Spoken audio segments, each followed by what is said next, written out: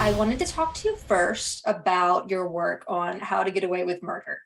Oh, nice. Because I saw that you went from being the showrunner's assistant to being a writer's assistant, and then you actually wrote and produced an episode. So, Mhm. what was that experience like, shifting around and then actually, getting to write an episode of your own? Yeah.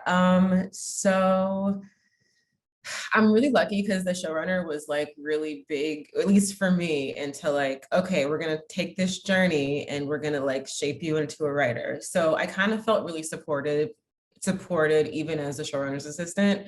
Um, so at that point, you're just like learning all of the background stuff. You're seeing what he's cutting, why he doesn't like stuff, like just the showrunner in general, what's making it, what is like constituting good writing.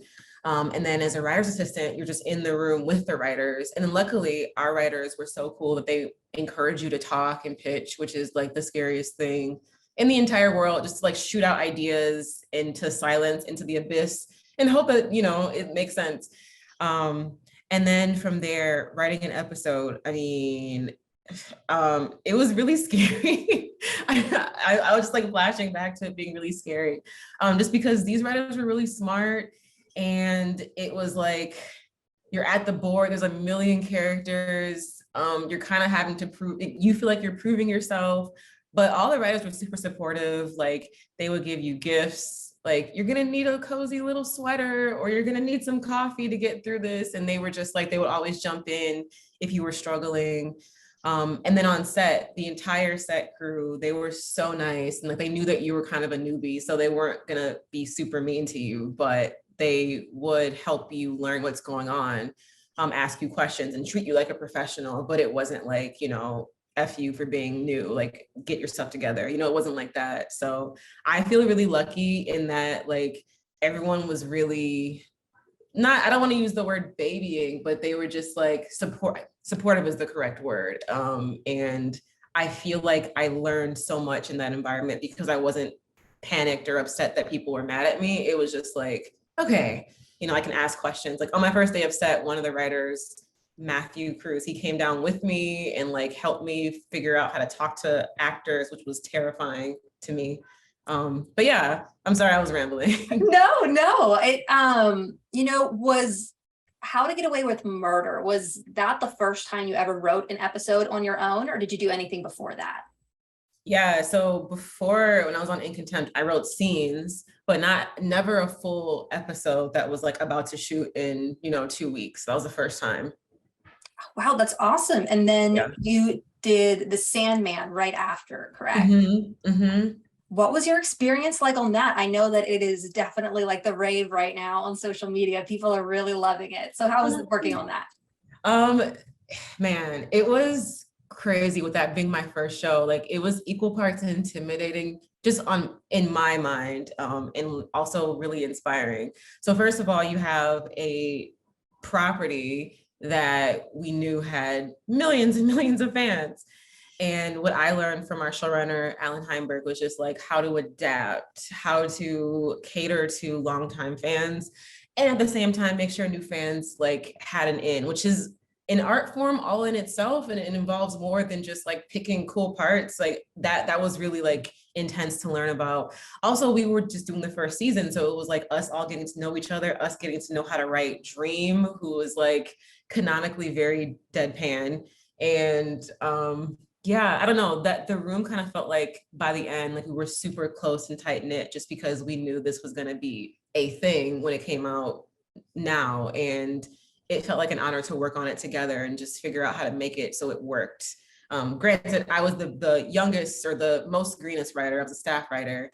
So again, it kind of felt like another situation where all the writers were super supportive, and it could have been a situation where writers were very like intense because it's a very intense property, but they weren't like that.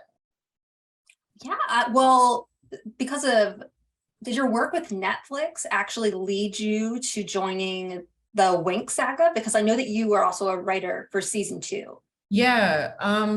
I mean, so the initial meeting for that wasn't even supposed to be for that.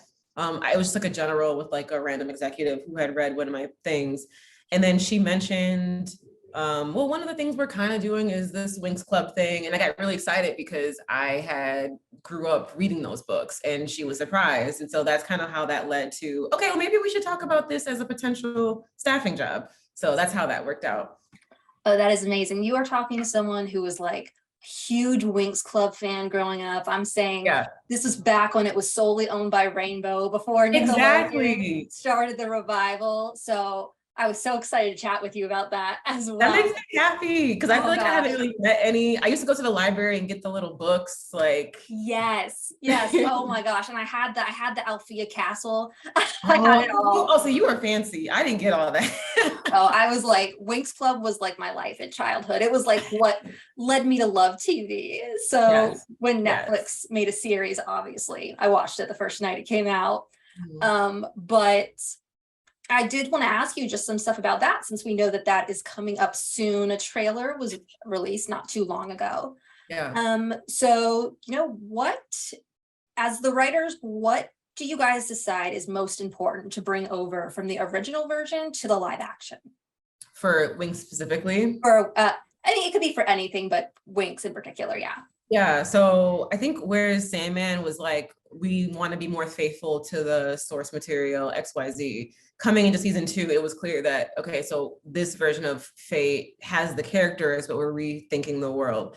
And so at least I can't speak to what they were focusing on in season 1, but at least in season 2, the things that we were really focusing on was just the girls themselves and like who they were in the, I guess, manga, comics, graphic novels, whatever you would call it growing up, but who they were in their original cartoon form and kind of bringing that out a bit more in season 2. I think in season 1, obviously you're like entering the world with Bloom and it's kind of focusing on her. And in season 2, we got excited to kind of expand on all these characters because growing up, like everyone that I knew had their own character that like I was so and so, I'm so and so, and so it was kind of important for us to like give people like that a chance to like have their moments with their characters. So just bring in more of the original source material and background for each girl and like trying to bring that out more in season 2. Yeah, well, with that said, the first season did touch on a lot of the core dynamics and the core relationships. There Mm-hmm. were a few that we haven't really explored yet. The one that I was wondering about, and I know that some fans are curious about too, is Musa and Riven. So is that something that season 2 is going to explore? I'm only laughing because I in my inbox when I first posted I was working on it, Riv you like it was Riv USA that people kept saying like Riv Musa tied together. And I was Oh, like, wait, what are y'all saying? And I'm like, oh, Riv. Rivusa, I think. Yeah, is it Rivusa? Well, I don't know what I can say and can't say, but I will say more of the dynamics between characters that were things that people are excited about seeing are being considered for season 2. So I think hopefully that people are satisfied by what they see. Oh, awesome. All right. And then we also did see in a sneak peek that Flora is going to be joining the cast. She was not in season 1, but she's going to be in season 2. Is Mhm. there, I mean, you probably can't say who, but do you have any plans to bring anybody else in from the original show that's not in already?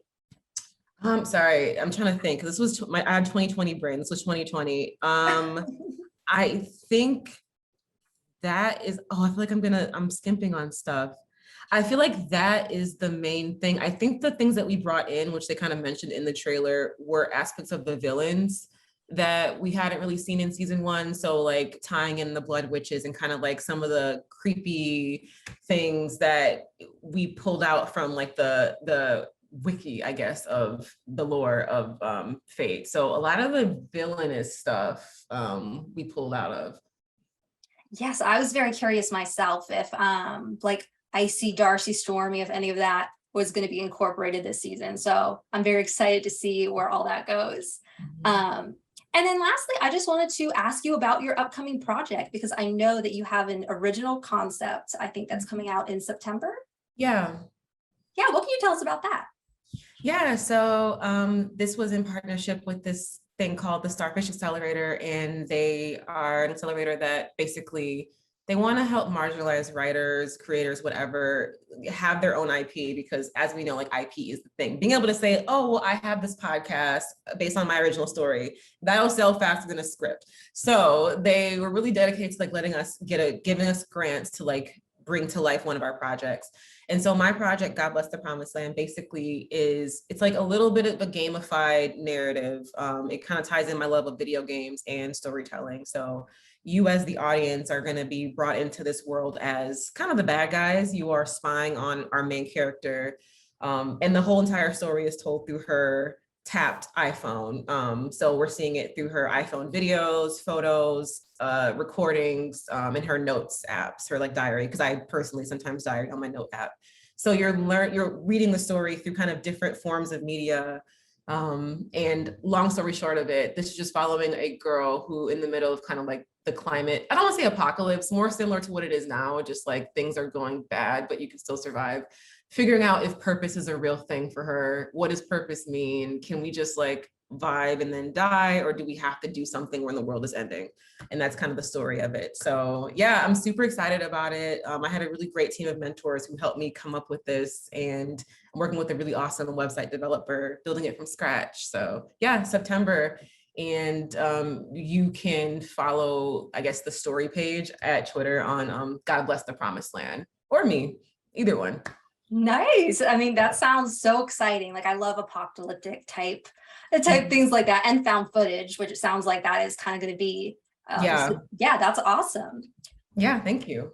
Well, that was all the questions I had for you today. Awesome. Thank you so much for meeting with me. Thank you so much. I like your chair, by the way. I feel like you're both oh my gosh, yes, matching. Cool. Awesome. Well, thank you so much.